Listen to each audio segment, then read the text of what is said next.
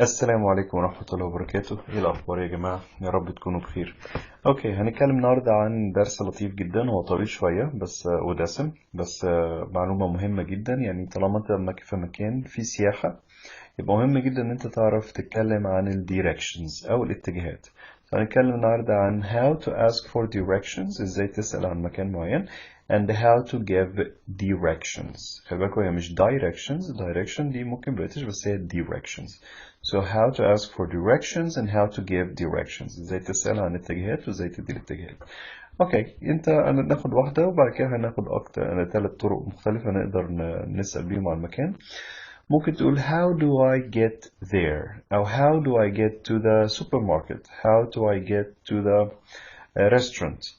بعد ما الراجل ده اداله الوصفة قال له you can't miss it. يعني ايه you can't miss it؟ يعني هي واضحة جدا، ما ينفعش تعدي وما تاخدش بالك منها. you can't miss it, it's very clear, very obvious، حاجة واضحة جدا. اوكي، يبقى بعد ما اداله directions ويقول له مثلا هتلاقيها على اليمين you can't miss it. اوكي، طيب تعال نشوف كده الأول قبل ما ندخل في الموضوع ده ازاي ندي definition بال how to give a definition for places. يعني مكان، عايز تعرف المكان ده ازاي الترجمة بتاعته بالانجلش. مهم جدا، لأن لو سألتك مثلا سؤال يعني ايه مكتبة، مكتبة يعني ايه library. طب يعني ايه طب وبوك شوب، دي برضو يعني مكتبة. stationery shop برضو يعني مكتبة. book case، كل دول معناهم مكتبة. فمهم جدا ان انت لما تدي definition يبقى بالانجلش عشان تعرف ازاي تستخدمها. الانجليش فيه ممكن تلاقي 3 4 كلمات مختلفة وكلهم بالعربي لهم معنى واحد. زي مثلا كلمة فاسد، كلمة فاسد ممكن تبقى decay decomposed، تبقى corrupt، تبقى pervert، ليها كذا معنى بالانجليش وكلهم ترجمة واحدة اللي هي فاسد. بس كل واحدة فاسد بمعنى مختلف، وبتيجي مع حاجات تانية. حاجات تيجي مع الأكل، حاجات تيجي مع الأشخاص لما يتحللوا، حاجات تيجي مع الناس الفاسدين أخلاقيا وهكذا. فبرضو عشان كده أنا دايما بنصح إن احنا نشوف الترانزليشن بالإنجلش مش بالعربي.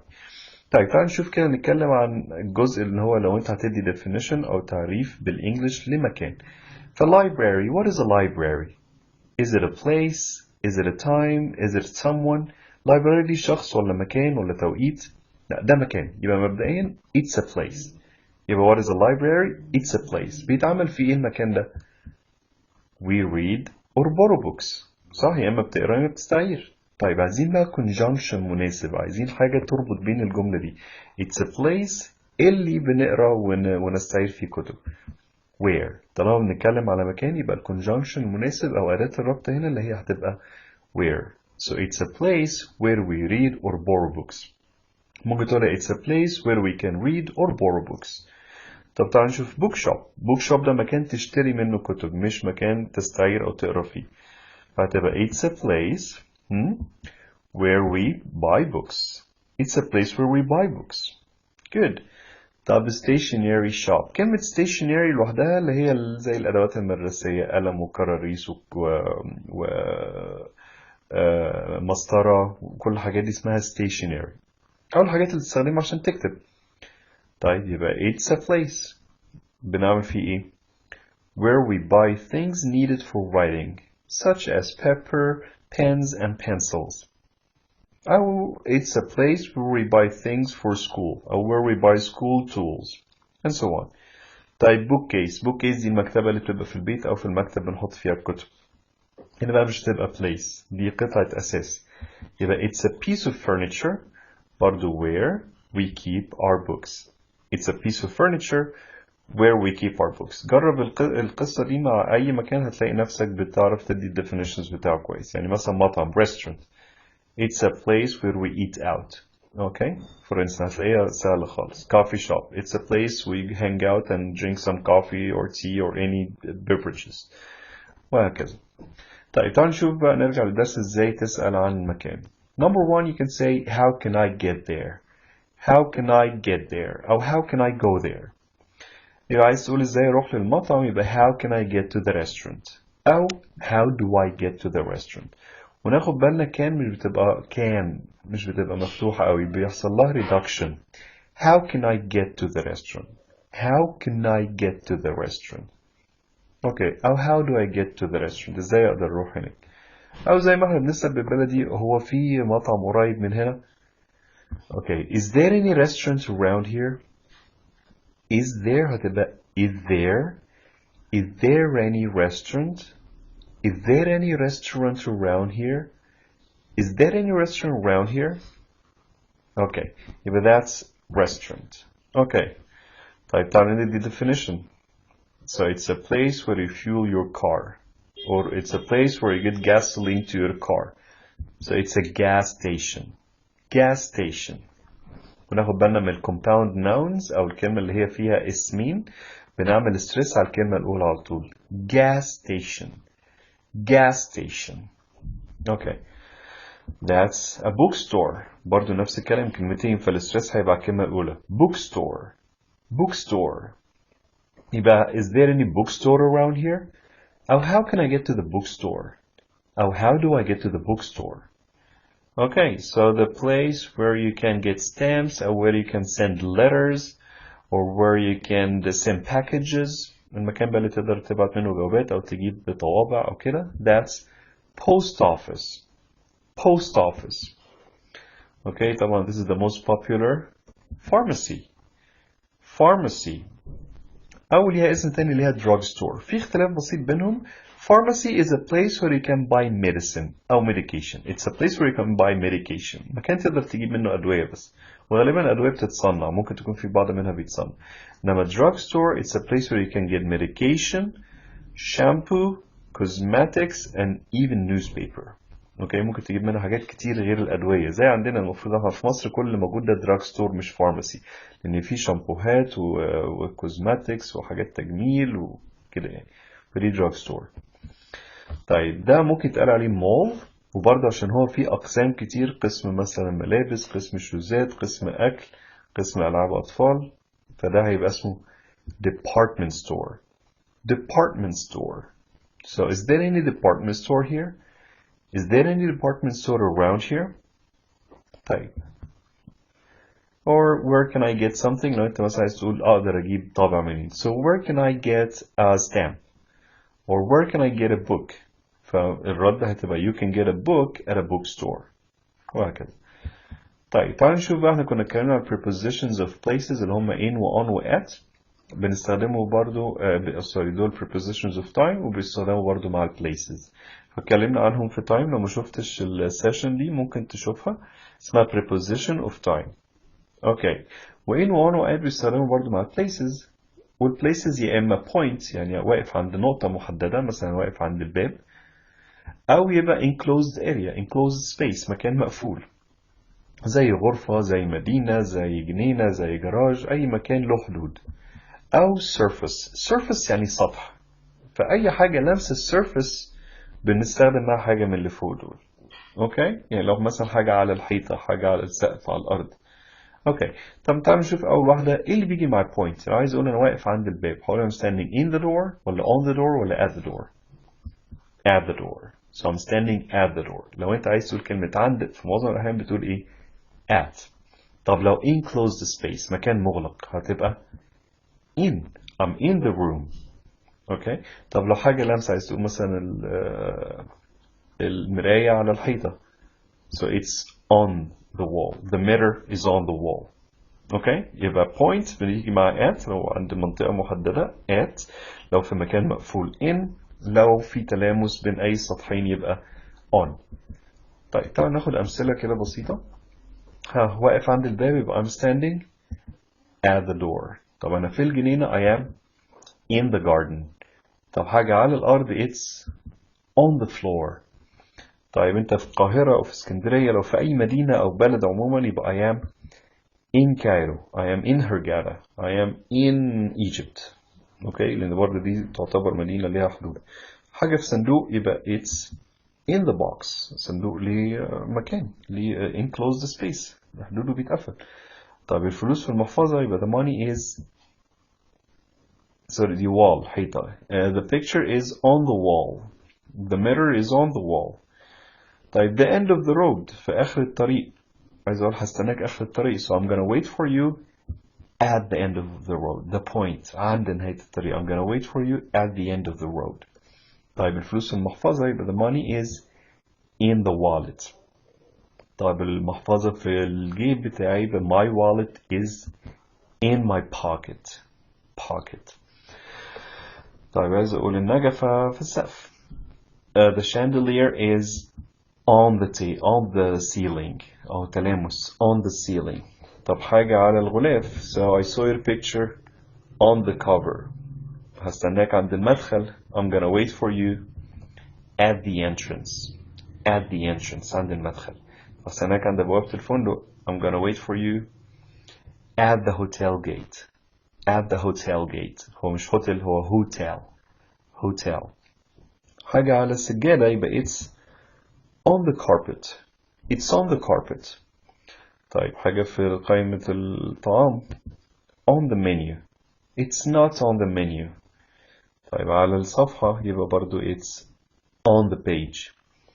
طيب انت في المبنى يبقى I am in the building. طب لو واقف بره المبنى I am at the building. يبقى هنا دي بتحدد اي حاجة عموما. انت لو في مكان مقفول يبقى I am in the building. انت واقف بره المبنى I am at the building. انا عند المبنى. جوه I am in the building. طيب the crossroad عند مفترق الطرق او التقاطع at the crossroad. The accident occurred at the crossroad. الحادثة حصلت عند مفارق الطرق. طيب تعالى نتقابل عند الريسبشن أو المكتب الأمامي the front desk. Let's meet at the front desk. في الجراج العربيات the car park يبقى I am in the car park. لو أنت واقف برا الكار بارك يبقى I am at the car park.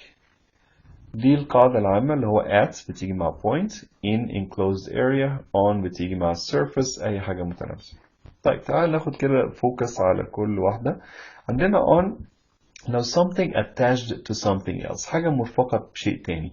يعني مثلا حد لابس خاتم في صباعه، نضارة في وشه، سلسلة في رقبته، يبقى we say on. She's wearing a ring on her finger. The apple is on the tree. حاجة attached مرفقة بحاجة. البلح على الشجر يبقى the dates، البلح على النخل يبقى the dates are on the palm tree. وهكذا. طيب لو حاجة على الشاطئ coast، على ساحل يعني، أو على نهر river، أو طريق road أو street، وهنتكلم إن شاء الله في الفرق بينهم. بنقول برضو on. طب تعال نشوف where is Alexandria. It's located on the Mediterranean Sea. طب where is Cairo.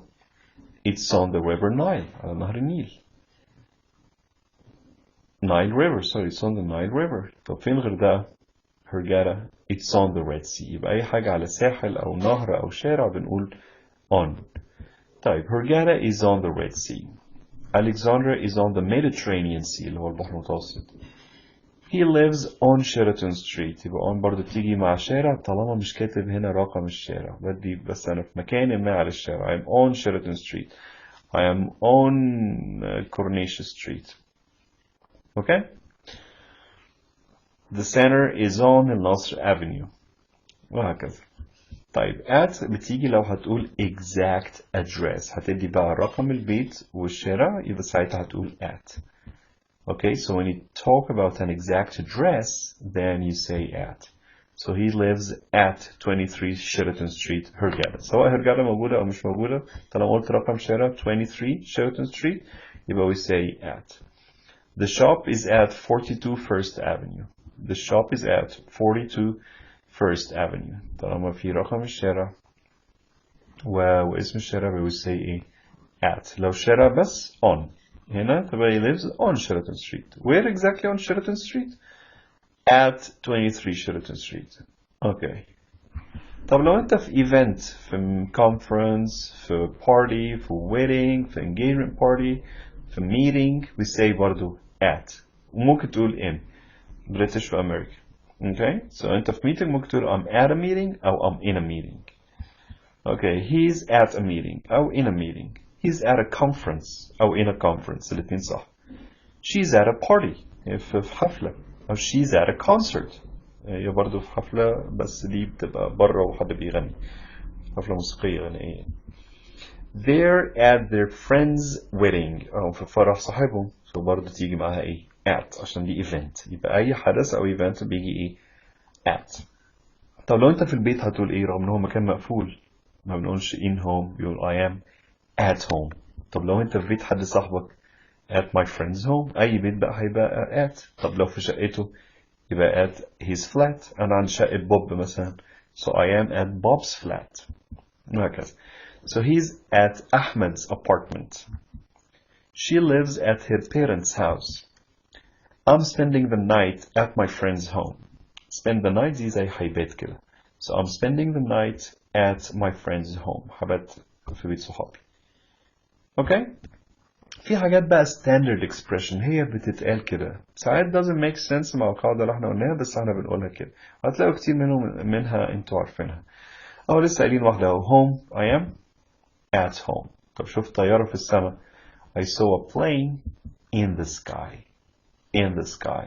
طب لو حد على بايك أو موتور بايك أو حصان يبقى on. دي برضه تيجي من نفس الفكرة إن هو فيها تلامس. So I'm on a bike, on a motorcycle, on a bicycle, on a horse, on a donkey, on a anything. أي حد كده فيها تلامس أو ركبه يبقى ده إيه؟ on. طيب عايز أقول لحد أقف في الطابور. So stand in the row أو in the line أو in the queue. الثلاثة دول معناهم طابور أو line. Stand in the line. أقف في الطابور. طيب عايز أقول أنا في الطريق ليك. I am on my way to you. في الطريق للشغل. I am on my way to work. طيب سمعت الأخبار في الراديو أو في التلفزيون يبقى I saw it on TV. وافتكروا قناة on TV. مفيش قناة اسمها in TV. لا on TV. عشان بالعربي نقول في التلفزيون. لا هم يقولوا على التلفزيون. So I heard the news on TV أو on radio. يجوا مع بعض. نفتكر قناة on TV. طيب خليها في التوب أو في الآخر يبقى put it at the top or at the bottom. زي كده ما الكلمة راحت إيه at the bottom of the schedule. في آخر الجدول.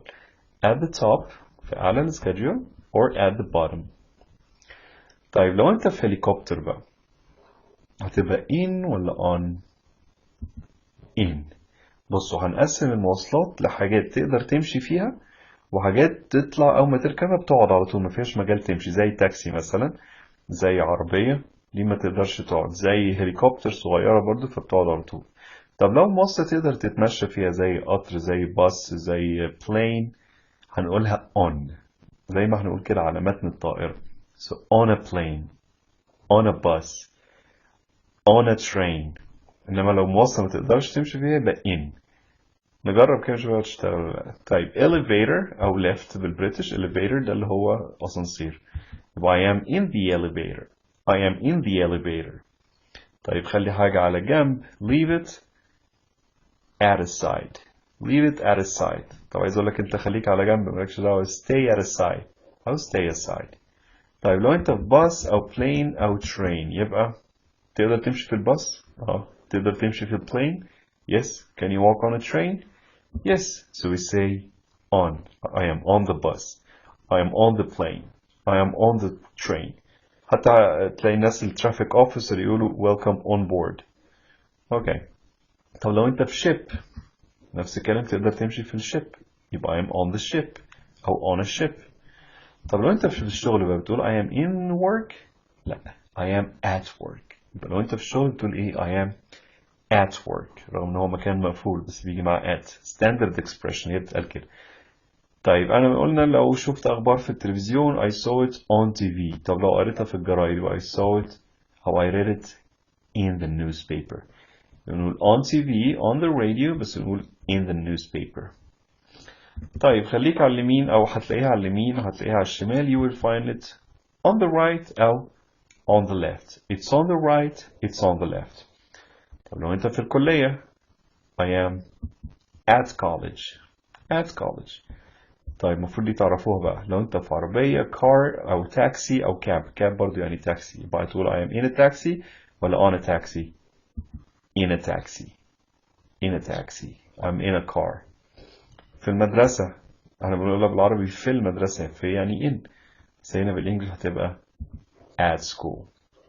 طيب تعالوا نسهلها شوية كده عشان كترت قوي. مراحل العمرية كلها من وانت بيبي صغير بتبقى في البيت تبقى I am at home. تكبر تروح المدرسة تبقى at school. تكبر تروح الكلية تبقى at college. تكبر تشتغل تبقى at work. يبقى من أول at home at school at college at work. كده سهلت شوية بس برضه هي ستاندرد لازم تتحفظ كده. اوكي pop quiz. نعمل exercise الصغير ده نراجع فيه ال preposition of time و place. هتحط in on at يا اما مع time يا اما مع place. طيب من الاول I called you noon. noon ده time توقيت يعني يبقى at. I called you at noon. Monday هنقولنا days and dates بيجي معاها on Monday. To check up on you. check up on someone يعني تسأل عليه. I'm just calling to check up on you. check up on your mom. You when I was school. قلنا school بتيجي معاها ايه؟ At school. Good job. But your mother told me that you were a meeting. Events, meeting, conference, party, wedding. At a meeting. In a meeting صح برضه. Work يبقى at work. Good. And you will be vacation. On vacation. كل الأجازات بتيجي معاها on. طب لو أنت في أجازة مرضية on sick leave. طب في بريك بتاعك on your break. أوكي يبقى أي أجازة بتيجي معاها on. August ده شهر كامل period of time يبقى in August. طيب اللي بعديه. I remember when I was in college. When I was at college. I used to sit the library مكان مقفول. In the library for hours. She's wearing a beautiful necklace. Her neck something attached. حاجة مرفقة بحاجة يبقى on her neck. وبرضه لمسة ما هي لمسة رقبتها يبقى on her neck. Okay, next. What's your address, please? I live exact address في الرقم والشارع يبقى at 24 First Avenue. Exactly the West Coast على الساحل الغربي. قلنا الساحل بيجي معاها ايه؟ on. ساحل وبحر ونهر بيجي معاها on. Okay, next. When I was standing the queue. queue يعني line برضه طابور. So when I was standing in the queue. A guy wanted to stand in front of me. دي كلها بتيجي مع بعض in front of me.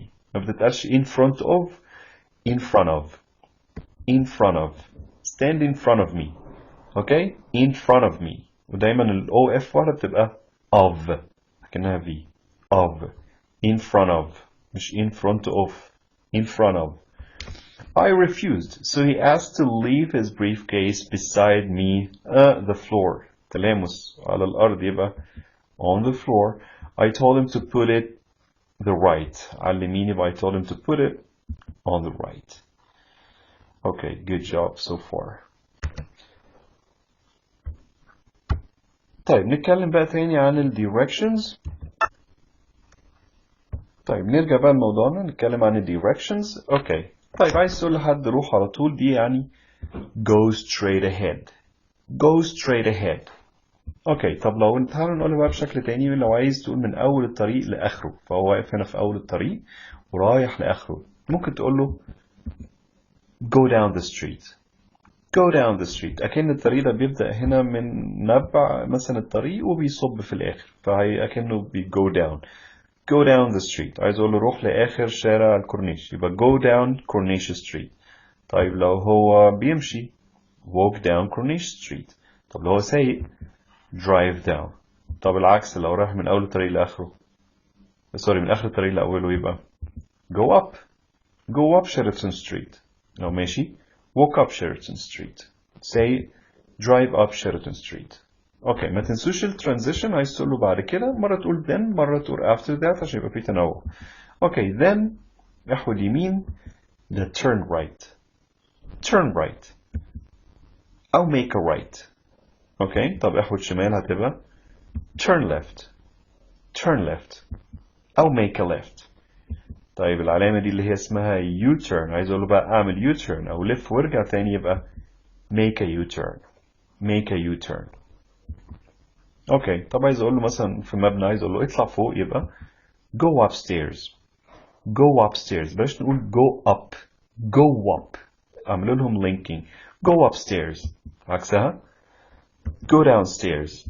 لو عايز اقول له خد الاسانسير للدور التاني مثلا يبقى طبعا take the elevator مش حلو قوي احسن تقول you can take the elevator او you may take the elevator اشيك. اوكي you can take the elevator to the first floor. خد الاسانسير للدور التاني you can take the elevator to the second floor. تالت you can take the elevator to the third floor. بعد كده هتبقى th للرقم You can take the elevator to the 4th floor. You can take the elevator to the 5th floor. خلاص اديت الوصفة. هيقول له بقى هتلاقيها على اليمين على الشمال جنب حاجة في النص، يبقى you will find it. You will find it. على اليمين يبقى you will find it on the right. You will find it on the right. هتلاقيها على الشمال. You will find it on the left. You will find it on the left. طب هتلاقيها جنب حاجة. You will find it next to أو beside. يبقى you will find it beside the tree أو next to the tree. هما الاتنين نفس المعنى. Beside أو next to يعني جنب. طيب where's the teacher standing؟ هنا where's the teacher؟ She's between two students. She's between two students. طب هنا بقى where is the teacher بالنسبة للستودنتس دول كلهم؟ لو أكتر من اتنين مش بنقول between، بنقول among. She's among many students. اوكي يبقى between دي بين، بس يبقى اتنين بس. among يبقى بين حاجات كتير. between two students بس among many students. اوكي طيب تعالوا برضو ناخد حاجة كده هتفيدنا كتير برضو في نفس الديركشنز. لو عايز اقول حاجة هنا دي على الناصية. ناصية احنا عارفين الكلمة اللي هي كورنر، بس طبعا لما تقول ناصية لازم تقول ناصية الشارعين. عايز اقول هي في ناصية مين ستريت مع فيرست افنيو. So it's on the corner of. On the corner of. On the corner of وتقول اسم الشارعين. So it's on the corner of Main Street and First Avenue. اعملوا practice عليها. On the corner of. On the corner of. It's on the corner of Main Street and First Avenue. على ناصية شارع مين مع شارع First.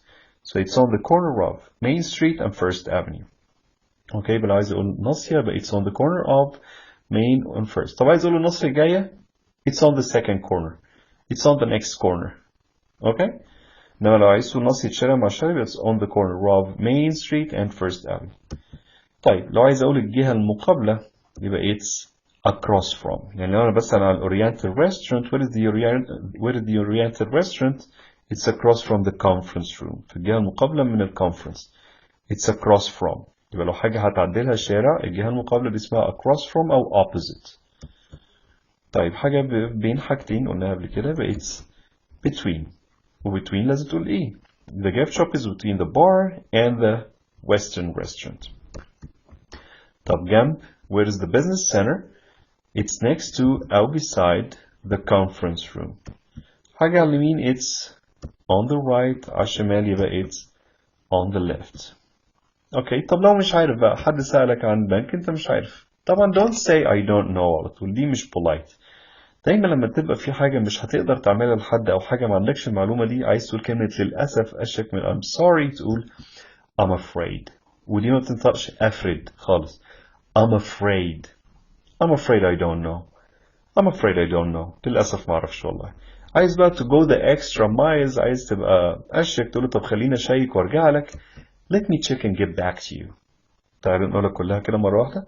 Excuse me please. How can I get to the bank please? Or how can I get to the bank from here? I'm afraid I don't know. Let me check and get back to you. I'm afraid I don't know. Let me check and get back to you. دي ما بتتقالش بس مع ال directions. ممكن تقولها على أي حاجة مش عندك. أي معلومة مش عندك. I'm afraid I don't know. Let me check and get back to you. Okay? طيب. That was for today. Thank you guys so much for watching. You have a great day. Stay safe and see you next time.